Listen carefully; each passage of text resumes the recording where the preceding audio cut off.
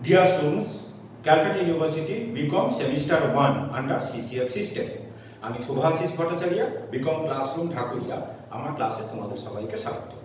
তো সবার আগে যেটা বলবো যে বিকম যারা ফার্স্ট ইয়ার আছো, তো ক্লাসে আমি যে চ্যাপ্টারগুলো আমি করাই, প্রত্যেক চ্যাপ্টারের কিন্তু কিছু কিছু করে ইম্পর্টেন্ট সাম আমি রেগুলার কিন্তু তোমাদের ভিডিও করে করে আমার যে ইউটিউব চ্যানেল আছে সেখানে আমি আপলোড করব।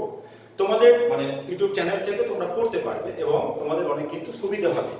আর মোটামুটি ভাবে যে সামগুলো আমি এখানে পড়াবো মনে রাখতে পারো, ধরে নিতে পারো যে সেগুলো সব থেকে কিন্তু ইম্পর্টেন্ট সাম এবং পরীক্ষায় আসবার মতন সাম। তো এখন আমি যে চ্যাপ্টারটা আজকে তোমাদের পড়াবো, accounting from incomplete records and singularity. আচ্ছা, তার আগে একটুখানি বলে দিই, যারা সেকেন্ড সেমিস্টারের পরীক্ষা দিচ্ছ, 10 তারিখে তোমাদের মার্কেটিং ম্যানেজমেন্ট আর হিউম্যান রিসোর্স ম্যানেজমেন্টের এক্সাম ছিল। আর আজকে তোমাদের 12 তারিখে তোমাদের কস্ট অ্যাকাউন্টিং 1 এর এক্সাম ছিল। তো তোমরা সবাই জানো যে আমি দুটোরই কিন্তু কমপ্লিট সাজেশন করে করে আমি দিয়েছিলাম। তো স্টুডেন্টরা আমাকে কোয়েশ্চেনগুলো আজকে পাঠালো, তো দেখলাম কস্টের কোয়েশ্চেন তো খুবই ভালো এসছে, যেরকম যেরকম আমি দিয়েছিলাম ঠিক সেরকম হাই মার্কস তোমরা প্রত্যেকে পাবে আশা করি। আর মার্কেটিং আর হিউম্যান রিসোর্স ম্যানেজমেন্ট আমি যা কোয়েশ্চেন দিয়েছিলাম তাই কিন্তু পরীক্ষাতে এসেছে পুরোপুরি। কাজেই ক্লাসগুলোকে আমার রেগুলার ফলো করো, আর আশা করবো তোমরা প্রত্যেকে কিন্তু হাই মার্কস কিন্তু ক্যারি করবে, বিশেষ করে যেগুলো আমাদের মেজর সাবজেক্ট আছে। যেমন তোমরা সবাই জানো যে সেমিস্টার 1 আমি সিসিএফ সিস্টেমের কথা বলছি। সেমিস্টার 1 তোমাদের এই যে ফিনান্সিয়াল অ্যাকাউন্টিং যেটা আছে এটা কিন্তু আমাদের মেজর সাবজেক্ট। আচ্ছা, তাহলে এখন আমি যে চ্যাপ্টারটা করা যেটা হলো accounting from incomplete records and single entry. একটু বলে দিই, অ্যাকচুয়ালি এই যে সিঙ্গেল এন্ট্রি আমাদের কিন্তু দু রকমের হয়। একটা হলো পিওর, অঙ্কগুলো আমাদের দু রকমের সিঙ্গেল এন্ট্রি সিস্টেমের অঙ্ক হয়। একটা হলো পিওর সিঙ্গেল এন্ট্রি আর একটা হলো single to double entry conversion. তো আমরা এখানে যেটা করাবো বা যেটা তোমাদের সিলেবাসে আছে এটা কিন্তু single to double entry conversion. এই single to double entry conversion এখানে আমাদের কি কি করতে হয় না, আমাদের গ্রস প্রফিট বার করবার জন্য ট্রেডিং অ্যাকাউন্ট তৈরি করতে হয়, নেট প্রফিট বার করবার জন্য প্রফিট অ্যান্ড লস অ্যাকাউন্ট তৈরি করতে হয়, তারপর আমাদের ব্যালেন্স শিট তৈরি করতে হয়। এইবারে ট্রেডিং অ্যাকাউন্টের জন্য আমাদের টোটাল সেল লাগে বা টোটাল পারচেস লাগে। তো টোটাল সেল মানে cash sale plus credit sell, আবার টোটাল পারচেস কিন্তু cash purchase plus credit purchase. তো ক্যাশ সেল আর ক্যাশ পারচেসের ব্যাপারে ইনফরমেশন যদি দিয়ে দেওয়া থাকে তাহলে তো ঠিকই কথা। আর ক্রেডিট সেল আর ক্রেডিট পারচেস এই দুটোর ব্যাপারে সাধারণত কিন্তু আমাদের ইনফরমেশন দিয়ে দেয় না। সেক্ষেত্রে আমাদের কিন্তু ক্রেডিট সেল আর ক্রেডিট পারচেসটাকে আমাদের বার করে নিতে লাগে। তো ক্রেডিট সেল বার করবার জন্য আমাদের একটা সান্ডি ডেটার অ্যাকাউন্ট তৈরি করতে হয়, আর ক্রেডিট পারচেস বার করবার জন্য আমাদের কিন্তু একটা সান্ডি ক্রেডিটার্স অ্যাকাউন্ট ওপেন করতে হয়। এর সাথে সাথে যদি বিলস রিসিভেবল এবং বিলস পেয়েবলের যদি ব্যালেন্স বলে দেওয়া থাকে সেক্ষেত্রে একটা বিলস রিসিভেবলের অ্যাকাউন্ট ওপেন করতে লাগবে। আর যদি বিলস পেয়েবলের ব্যালেন্স বলে দেওয়া থাকে সেক্ষেত্রে তোমাকে কিন্তু একটা বিলস পেয়েবলের অ্যাকাউন্ট ওপেন করতে লাগবে। তাহলে ট্রেডিং অ্যাকাউন্ট তৈরি করবার আগে আমাদের একটা সান্ডি ডেটার অ্যাকাউন্ট তৈরি করতে লাগবে, একটা সান্ডি ক্রেডিটার্স অ্যাকাউন্ট তৈরি করতে লাগবে to find out credit sale and credit purchase. আর বিল রিসিভেবল অ্যাকাউন্ট যদি ব্যালেন্স বলে দেয় আমাদের বিল রিসিভেবল অ্যাকাউন্ট তৈরি করতে লাগবে। আর বিলস পেয়েবল অ্যাকাউন্ট যদি ব্যালেন্স বলে দেয় আমাদের বিলস পেয়েবল অ্যাকাউন্ট কিন্তু তৈরি করতে লাগবে। এবার বলি, শুধু যে ক্রেডিট সেল বা ক্রেডিট পারচেস বার করবার জন্য আমরা যে ডেটাস বা ক্রেডিটার্স অ্যাকাউন্ট খুলবো তা কিন্তু না। ডেটাস অ্যাকাউন্ট থেকে কি কি তোমাদের মিসিং জিনিস দিতে পারে সেগুলোকে আমি এখানে বলে দেবো, যে কোন কোন মিসিং আইটেমগুলো থাকতে পারে যেগুলো আমরা ডেটাস বা ক্রেডিটার্স অ্যাকাউন্ট থেকে পেতে পারি, বা বিল রিসিভেবল বা বিলস পেয়েবল অ্যাকাউন্ট থেকে কোন কোন মিসিং আইটেমগুলোকে আমরা বার করে নিতে পারি। তাহলে আমি আগে টোটাল জিনিসটা বলে দিই যে আমাদের একটা সান্ডি ডেটার অ্যাকাউন্ট তৈরি করতে হচ্ছে, একটা সান্ডি ক্রেডিটারের অ্যাকাউন্ট তৈরি করতে হচ্ছে। যদি বিআরআর বিলস রিসিভেবল আর বিলস পেয়েবলের যদি ব্যালেন্স বলে দেয় সেক্ষেত্রে আমাদের বিলস রিসিভেবলের অ্যাকাউন্ট ওপেন করতে লাগবে, তারপরে বিলস পেয়েবলের অ্যাকাউন্ট ওপেন করতে লাগবে। যদি ক্যাশ বুক না করে দেওয়া থাকে সেক্ষেত্রে কিন্তু আমাদের একটা ক্যাশ বুক তৈরি করতে লাগবে। তাহলে ট্রেডিং পিএল ব্যালেন্স শিট তৈরি করবার আগে এই জিনিসগুলো আমাদের তৈরি করে নিতে লাগবে, একটা সান্ডি ডেটার অ্যাকাউন্ট, একটা সান্ডি ক্রেডিটার অ্যাকাউন্ট, বিল রিসিভেবল বিলস পেয়েবলের যদি ব্যালেন্স না বলে দেয় সেক্ষেত্রে একটা বিলস রিসিভেবলের অ্যাকাউন্ট, একটা বিলস পেয়েবলের অ্যাকাউন্ট। আর তারপরে যদি কি বললাম, যদি ক্যাশ বুক না করে দেওয়া থাকে তাহলে আমাদের একটা ক্যাশ বুক তৈরি করে নিতে লাগবে। তারপরে আমরা করব ট্রেডিং অ্যাকাউন্ট গ্রস প্রফিট বার করবার জন্য, তারপরে আমরা করব profit and loss account net profit বার করবার জন্য, তারপরে ওপেনিং ক্যাপিটাল বার করবার জন্য আমাদের একটা কিন্তু ওপেনিং ব্যালেন্স শিট তৈরি করে নিতে লাগে তারপর আমরা ক্লোজিং ব্যালেন্স শিট তৈরি করব। তাহলে এতগুলো জিনিস কিন্তু আমাদের একটা অ্যাকাউন্টের মধ্যে হতে পারে। একটা সানডে মানে যদি একটা কমপ্লিট সাম হয়, একটা ডেটাস অ্যাকাউন্ট, সানডে ডেটার অ্যাকাউন্ট, একটা সানডে ক্রেডিটার অ্যাকাউন্ট, একটা বিলস রিসিভেবল অ্যাকাউন্ট, একটা বিলস পেয়েবল অ্যাকাউন্ট, একটা তোমার ক্যাশ বুক, তারপরে trading account and profit and loss account, তারপরে তোমার opening balance sheet to find out opening capital, তারপর আমাদের ক্লোজিং ব্যালেন্স শিট তৈরি করতে লাগবে। এবারে আমি এক এক করে বলি। এই যে সানডে ডেটার অ্যাকাউন্ট বা সানডে ক্রেডিটার অ্যাকাউন্ট, এখান থেকে শুধু যে মানে ডেটাস অ্যাকাউন্ট থেকে যে শুধু ক্রেডিট সেল বেরোবে বা সানডে ক্রেডিটার্স অ্যাকাউন্ট থেকে যে শুধু ক্রেডিট পারচেজ বেরোবে তা কিন্তু না। আমি মোটামুটি ভাবে আগে বলে দিই যে ডেটাস অ্যাকাউন্ট থেকে আমরা কি কি পেতে পারি, মানে আমাদের মিসিং আইটেম কি কি থাকতে পারে। Either opening balance or closing balance or credit sell or receive from মানে কাস্টমার। তাহলে চারটে আমাদের মিসিং আইটেম হতে পারে। এবার যে কোনো তিনটে বলে দেওয়া থাকবে, তোমাকে কিন্তু একটা বার করে নিতে লাগবে। ক্রেডিট সেল বলে দেওয়া আছে, ওপেনিং ব্যালেন্স বলে দেওয়া আছে, ক্লোজিং ব্যালেন্স বলে দেওয়া আছে। সেক্ষেত্রে সানডে ডেটারে যে ব্যালেন্সটা রিপ্রেজেন্ট করবে সেটাকে আমরা বলবো ক্যাশ রিসিভ ফ্রম কাস্টমার। ঠিক আছে। যদি ক্লোজিং ব্যালেন্স না বলে দেওয়া থাকে, সেক্ষেত্রে বাকি তিনটে বলে দেওয়া থাকবে। তার মানে ওপেনিং ব্যালেন্স বলে দেওয়া থাকবে, ক্যাশ রিসিভ ফ্রম কাস্টমার বলে দেওয়া থাকবে এবং ক্রেডিট সেল বলে দেওয়া থাকবে।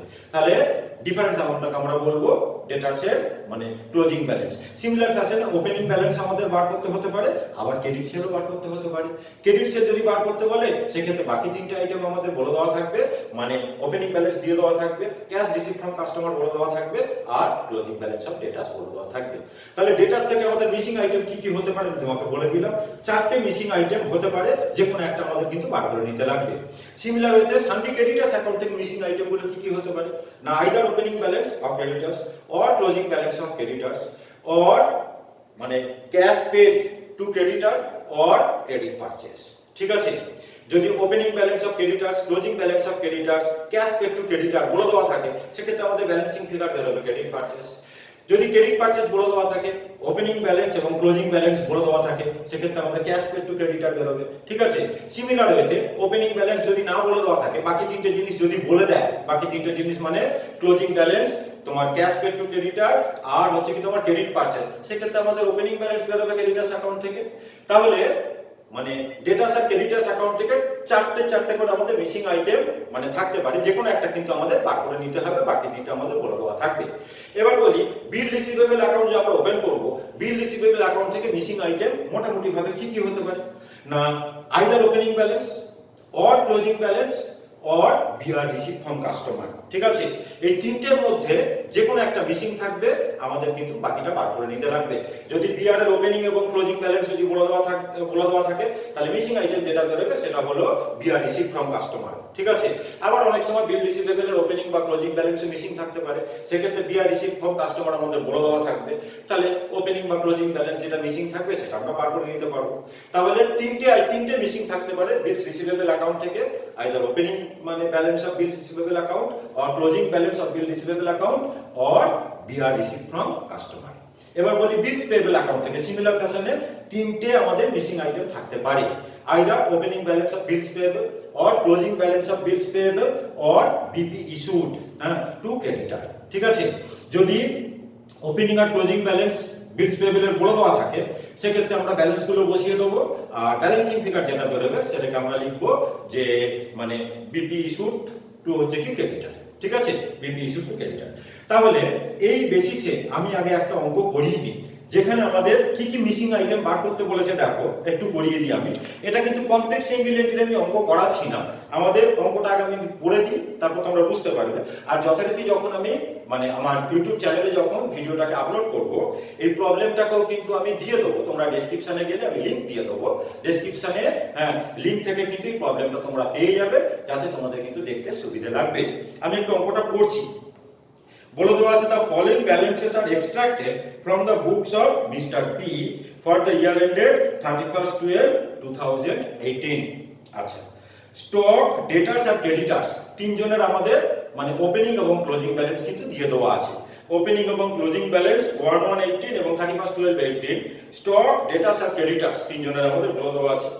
ইনফরমেশনের মধ্যে আমাদের কি কি আছে বলছে during the year he paid his creditors মানে ক্যাশ পেড টু ক্রেডিটার বলে দেওয়া আছে এন্ড রিসিভ ফ্রম ডেটারও আমাদের বলে দেওয়া আছে। আচ্ছা একটা জিনিস বলি, স্টকটার কিন্তু ক্লোজিং ব্যালেন্সটা আমাদের বলে দেওয়া ছিল না, স্টকের শুধু ওপেনিং ব্যালেন্স ছিল, ক্লোজিং ব্যালেন্সটা কিন্তু কোশ্চেন মার্ক আছে। অবভিয়াসলি তার মানে আমাদের স্টকের কিন্তু ক্লোজিং ব্যালেন্সটা বার করতে হবে।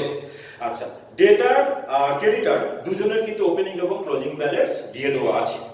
আর বলেছে যে অ্যামাউন্ট পেড টু ক্রেডিটার আর রিসিভ ফ্রম ডেটা দুটো অ্যামাউন্টের মধ্যে বলে দেওয়া আছে। এবার বলছে ব্যাড ডেট রিটন অফ আমাদের বলে দেওয়া আছে। তারপর বলছে ডিসকাউন্ট রিসিভ ফ্রম ক্রেডিটার বলে দেওয়া আছে। নেক্সট বলছে ক্যাশ সেলস আর 20% অফ টোটাল সেল। আমি এটা যেটা করেছি এটা কিন্তু বেশ ইম্পর্টেন্ট সাম এবং কিন্তু শেষের দিককার অঙ্ক। এই অঙ্কগুলো যদি ছোট অঙ্কগুলো যদি ভালোভাবে করে যেতে পারো তাহলে কিন্তু মেন যে সিঙ্গুলারিটির অঙ্কগুলো যেটা 15 মার্কসে তোমাদের পরীক্ষায় আসে সেটা করতে কিন্তু অনেক সহজ হয়ে যাবে তোমাদের। আচ্ছা ক্যাশ সেলস আর এই ছোট অঙ্কগুলো তোমাদের দেওয়া হয়। ক্যাশ সেলস আর বলছে 20% অফ টোটাল সেলস। আচ্ছা ক্রেডিট পারচেজ আর 75% অফ টোটাল পারচেজ। তাহলে ক্যাশ সেল বললো টোটাল সেলের 20% আর ক্রেডিট পারচেজ বললো টোটাল পারচেজের 75%। বলছে যে rate of gross profit 20% of sales, এটা আমাদের মেনশন করে দিয়েছে। বলেছে calculate total sale, total purchase and value of stock. ঠিক আছে, টোটাল সেল মানে ক্যাশ সেল প্লাস মানে ক্রেডিট সেল, টোটাল পারচেজ মানে cash purchase plus credit purchase, আর ক্লোজিং স্টকের ভ্যালু আমাদের বার করতে বলেছে। তাহলে আগে আমাদের মানে ক্রেডিট সেল বা ক্রেডিট পারচেজটা আমরা ডেটাস বা ক্রেডিটার্স অ্যাকাউন্ট থেকে পাবো, আর ক্লোজিং স্টকটা পাবো যেহেতু আমাদের গ্রস প্রফিটের পার্সেন্টেজ বলে দেওয়া আছে এবং ওপেনিং স্টকও বলে দেওয়া আছে, সেক্ষেত্রে আমাদের একটা ট্রেডিং অ্যাকাউন্ট তৈরি করতে লাগবে। হ্যাঁ, ট্রেডিং অ্যাকাউন্ট থেকে কিন্তু আমরা ওই ক্লোজিং স্টকের ফিগারটা আমরা পাবো। তাহলে তিনটে অ্যাকাউন্ট আমি এখানে তৈরি করছি। প্রথমে করছি একটা সানডি ডেটার অ্যাকাউন্ট, তারপরে করছি একটা সানডি ক্রেডিটার্স অ্যাকাউন্ট, তারপরে আমরা একটা ট্রেডিং অ্যাকাউন্ট তৈরি করব। ঠিক আছে, তাহলে আমরা করছি আগে সানডি ডেটার্স অ্যাকাউন্ট, ছোট করে একটা সানডি ডেটার্স অ্যাকাউন্ট।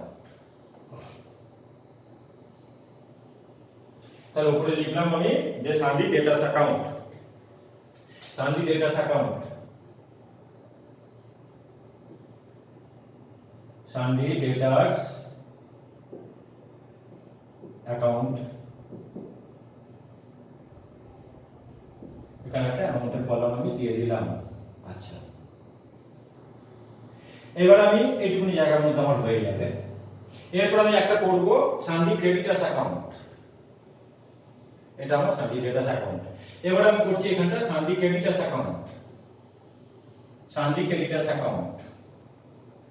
ওপরে লিখি যে সানডি ক্রেডিটার্স অ্যাকাউন্ট, সানডি ক্রেডিটার্স অ্যাকাউন্ট।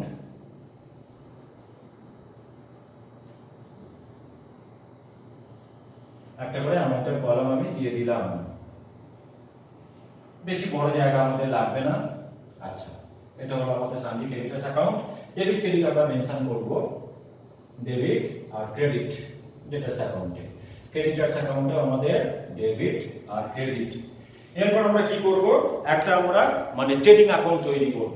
তাহলে ইনিশিয়ালি আমি করছি ট্রেডিং অ্যাকাউন্ট, এইখানে আমি করে দিচ্ছি একটা trading account, trading account, trading account for the year ended, for the year ended 31st 12/18। আচ্ছা, তাহলে এটা হলো আমাদের ট্রেডিং অ্যাকাউন্ট।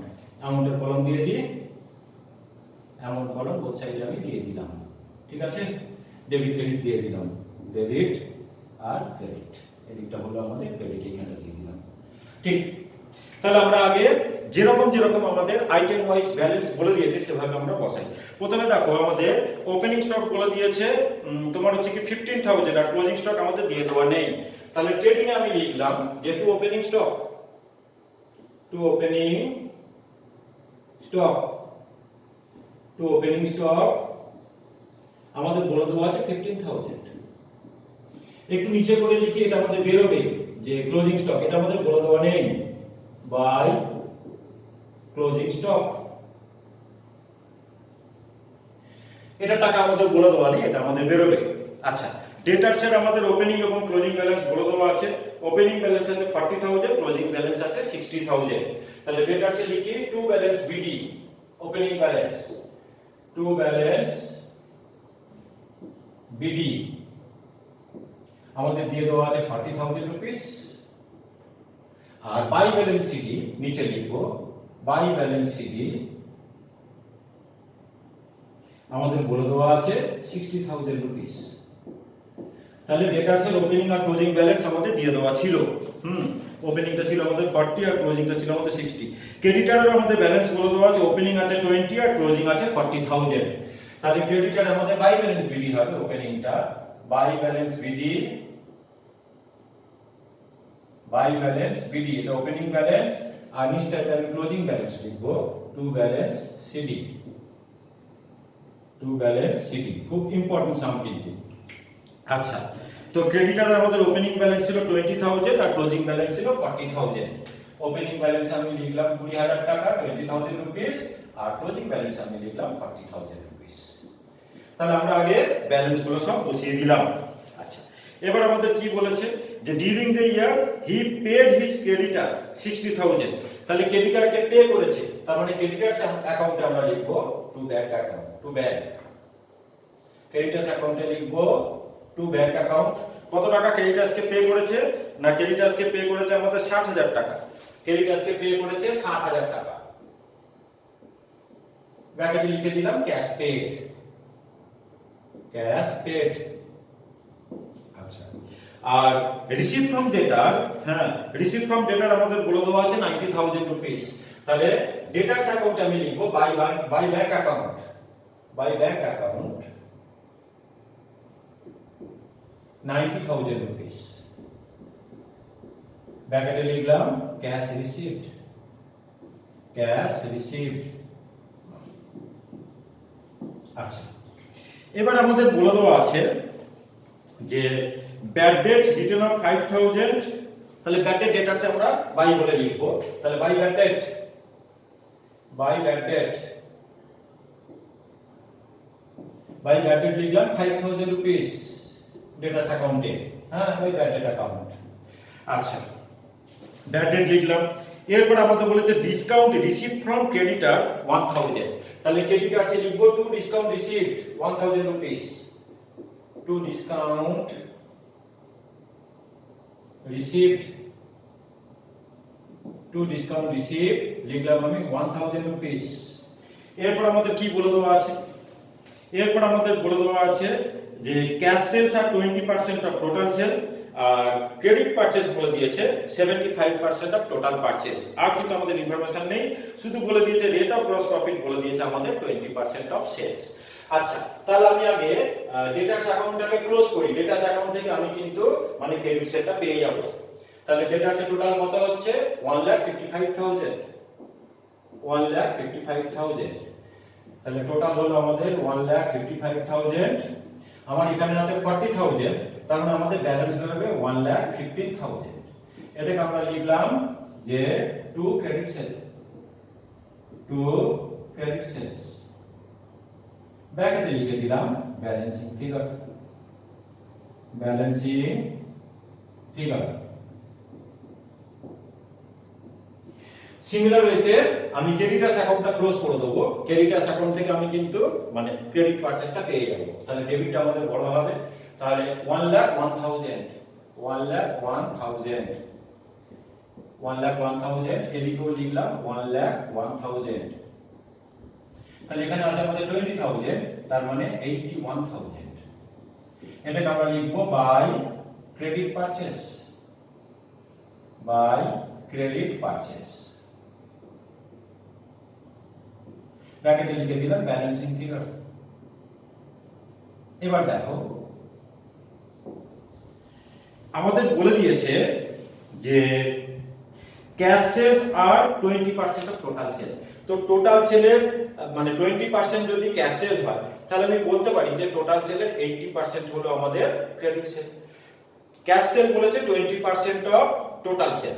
টোটাল সেলের 20% যদি ক্যাশ সেল হয়, তাহলে আমি বলতেই পারি যে টোটাল সেলের 80% হবে আমাদের ক্রেডিট সেল। তাহলে আমরা ক্রেডিট সেল কিন্তু পেয়ে গেছি। তাহলে এটা হলো ইকুইভ্যালেন্ট টু মানে 80% অফ টোটাল সেল। তাহলে এটা যদি টোটাল সেলের 80% হয় তাহলে 100টা কত হবে? তাহলে আমরা কিন্তু টোটাল সেলটা পেয়ে যাব। আচ্ছা, তাহলে ট্রেডিং আমি লিখি, বা আমি ক্যাশ সেল ক্রেডিট সেল কিন্তু আলাদা করে লিখতে পারি। আমি ক্যাশ সেল ক্রেডিট সেল আলাদা করে দেখাচ্ছি। তাহলে বাই সেলস ট্রেডিং এ লিখছি, বাই সেলস বলে ভেতরে লিখলাম ক্যাশ। ক্যাশ সেলটা তাহলে কত হবে?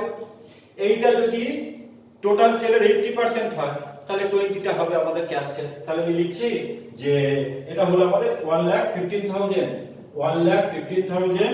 একটু ওয়ার্কিংসও দেখিয়ে দিতে পারি তাহলে আমাদের সুবিধা হবে। দেখো ওয়ার্কিংসও দেখিয়ে দিই, আমি একটু ওয়ার্কিংস করি। ওয়ার্কিং নোটস, তাহলে অঙ্কটার মধ্যে আর নোংরা হয় না। ওয়ার্কিং নোটস, ওয়ার্কিং নোটস, ঠিক আছে। তাহলে আমি বার করছি যে calculation of cash sale, calculation of cash sale, cash সেলটাকে আমি বার করে নিচ্ছি। তাহলে এইটা যেটা ক্রেডিট সেল বলেছে, ক্রেডিট সেলটা হলো বলে ক্যাশ সেলটা ওরা বলে দিয়েছে টোটাল সেলের 20%। তাহলে ক্রেডিট সেলটা হলো obviously টোটাল সেলের 80%। তাহলে এইটা যদি 80 হয় তাহলে আমাদের 20টা কত হবে বার করে নিই আমি। তার মানে 1,15,000 ডিভাইডেড বাই 80 ইনটু 20, এটা হয়ে গেল আমাদের ক্যাশ সেল। তাহলে এটা 4 দিয়ে ডিভাইড করলে কত হয়? 4 দুগুণে 8, 3 35, 4 আষ্টে 32, 3 30, তার মানে হচ্ছে কি 4 7 28, 28,750 আমাদের বেরোলো হচ্ছে কি ক্যাশ সেল। তাহলে আমি এখানে লিখে দিই যে ক্যাশ সেল হলো 28,750, 28,750। আর ক্রেডিট সেল তো আমরা বাড়ি করে রেখে দিয়েছি। ক্রেডিট সেল হলো আমাদের 1,15,000, 1,15,000। তাহলে টোটালটা হয় 1,43,750, 1,43,750। এটা হলো আমাদের টোটাল সেল। এবারে আমি মানে ক্যাশ পারচেজটা বার করি। এটা হলো 1। এবার 2 নম্বরে করছি যে ক্যালকুলেশন অফ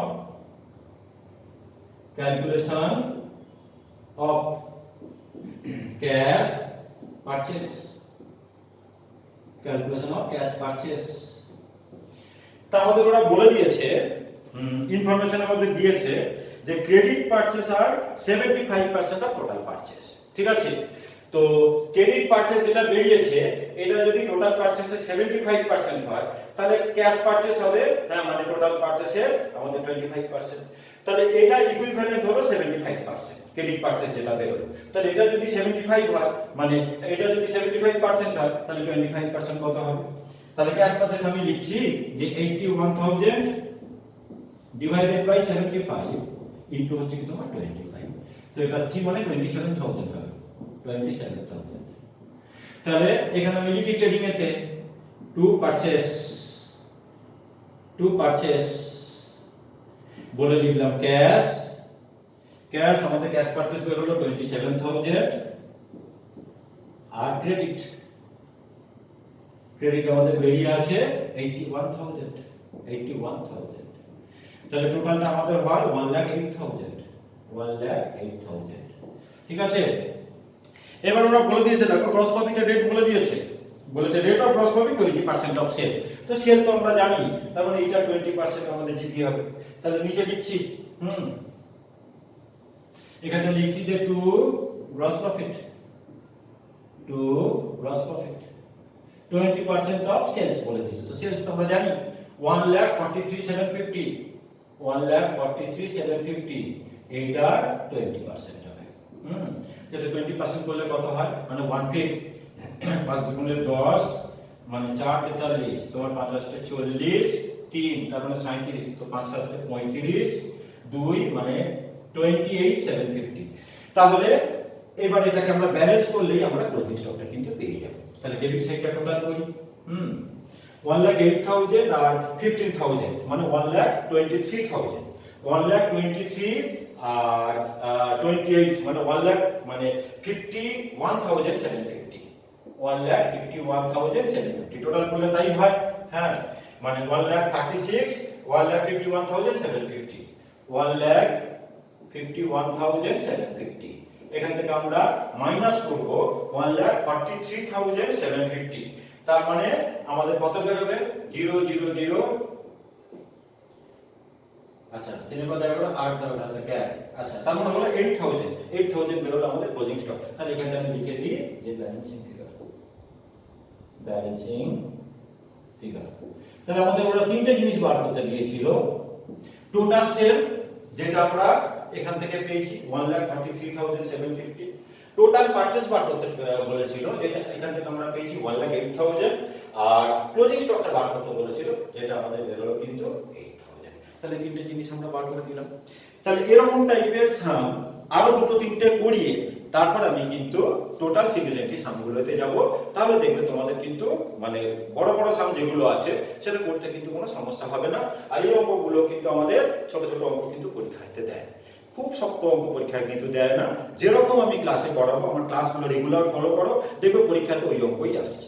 যারা আজকে সেকেন্ড সেমিস্টারের পরীক্ষা দিল কষ্টে, যা পড়ানো যা আমি দিয়েছি ওর বাইরে কিছুই দেয়নি, ওই একেবারে সহজ সহজ কোশ্চেন একেবারে দিয়েছে। মানে স্টুডেন্টরা কিন্তু খুব হাই স্কোর কিন্তু মানে হাই স্কোর করবে, মানে যারা একটু ঠিকঠাক ভাবে পড়াশোনা করেছে। বা আমি আগে কিন্তু বলেও দিয়েছিলাম যে যেটা আমি দিচ্ছি হ্যাঁ সেটা তোমরা মানে প্র্যাকটিস সেট বলো বা সাজেশন বলো ভালো করে কিন্তু করে যাও, দেখবে ওখান থেকে কিন্তু সবকিছু থাকবে, একদম ওখান থেকে সবকিছু এসেছে। কি কস্ট আর আগের দিন যেটা মার্কেটিং ম্যানেজমেন্ট আর হিউম্যান রিসোর্স ম্যানেজমেন্ট দিয়েছিলাম একবারে 100% কমন এসেছে। ঠিক আছে, তোমাদেরকে বলেছি তোমাদের আজকে থেকে আমি প্রথম ক্লাস শুরু করলাম, মানে সেমিস্টার 1 তে ফার্স্ট সেমিস্টার তে। ঠিক যেরকম ভাবে আমি ক্লাসে পড়াবো আমার সঙ্গে সঙ্গে চলো। সব মানে ক্লাসে যেটা পুরোটা পড়াই সেটা তো ভিডিও করে দেবো, অত সম্ভব তো হয় না।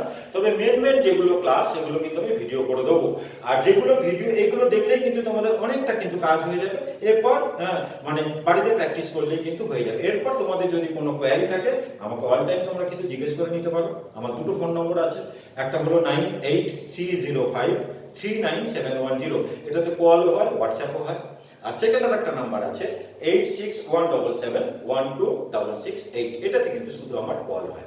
তো যা খুশি করে কল করে বা হোয়াটসঅ্যাপ করে যদি কিছু তোমাদের কোনো কোয়ারি থাকে হ্যাঁ আমাকে কিন্তু তোমরা অল টাইম জিজ্ঞেস করতে পারো, সবসময় আমি কিন্তু তোমাদেরকে হেল্প করবো। তো ক্লাস রেগুলার আমার ভিডিওগুলো রেগুলার ফলো করো আর আমার চ্যানেলটাকে একটুখানি সাবস্ক্রাইব করে দিও। ঠিক আছে, তো প্রত্যেকে ভালো করে পড়াশোনা করো। সবাইকে ধন্যবাদ।